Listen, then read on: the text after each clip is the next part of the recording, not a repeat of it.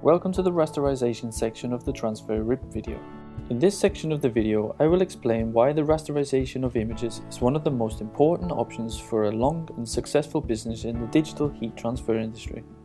First of all, what is rasterization? In short, rasterization places small holes in the image to make it more durable, washable, while producing better colors and providing a unique look to the design. Why should you use rasterized designs? Rasterization removes the negative parts of the image and keeps the parts of the image which are required for an image to be recognizable. Depending on the image being rasterized, you can save up to 25% on your overall toner costs. If you are using the dark media raster and you have a lot of white in your image, then less toner is removed, but if your image has a lot of dark areas, then more toner is removed from the image, saving you this toner cost. The light to dark shading or gradient areas of an image are replaced with dots in various sizes and distance between them. This process generates a gradient-like effect in the image. The tiny dots are blended into smooth tones by the human eye. To our eyes, it looks like a gradient, but on closer inspection, we are looking at small dots. Those small dots are the main reason why rasterized images are softer, as well as having a higher washability.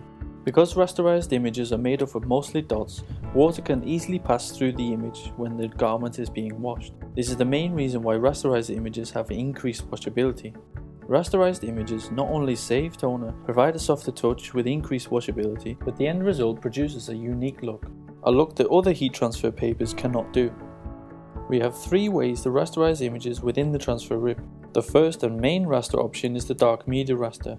The dark media raster is best used for printing onto dark garments. To have a successful transfer onto dark garments, the dark areas of the image are not required. The dark media raster removes those areas. The dark media raster is not recommended for transferring to light garments. This is because the dark media raster removes the dark areas of the image, which are required for printing images on light garments. The light media raster is best suited for printing onto light garments.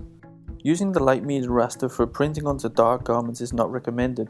The reason for this is because the light media raster removes the light areas of the image. The light areas of the image are necessary when printing onto dark garments.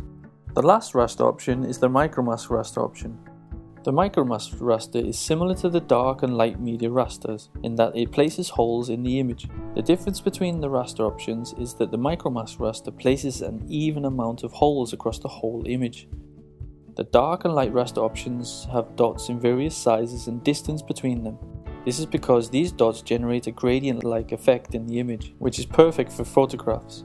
If you have images without gradients and shading, then the micromask raster is the best option for those images. Because the micromask places small holes across the whole image, it even rasterizes white areas of the image.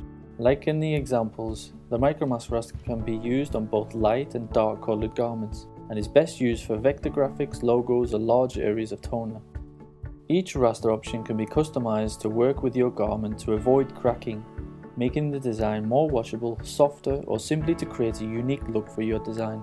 You can choose from 7 different raster dot shapes. Each dot shape looks different, providing a unique look to your design.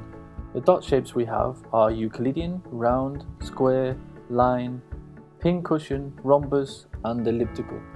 Euclidean is our standard dot raster shape. It is similar to the round dot shape in that it produces round dots, but in some cases it is inverted. The line dot shape can be used to help reduce the cracking of images when the garment is being stretched.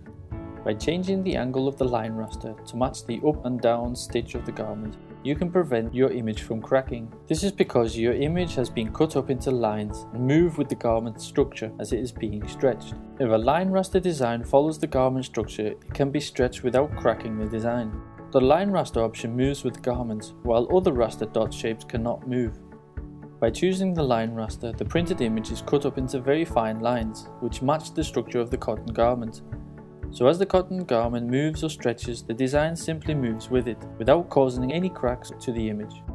Each raster dot shape can be customized to fit your image or situation, using different dot sizes. The standard size we recommend is a max size between 25 and 30.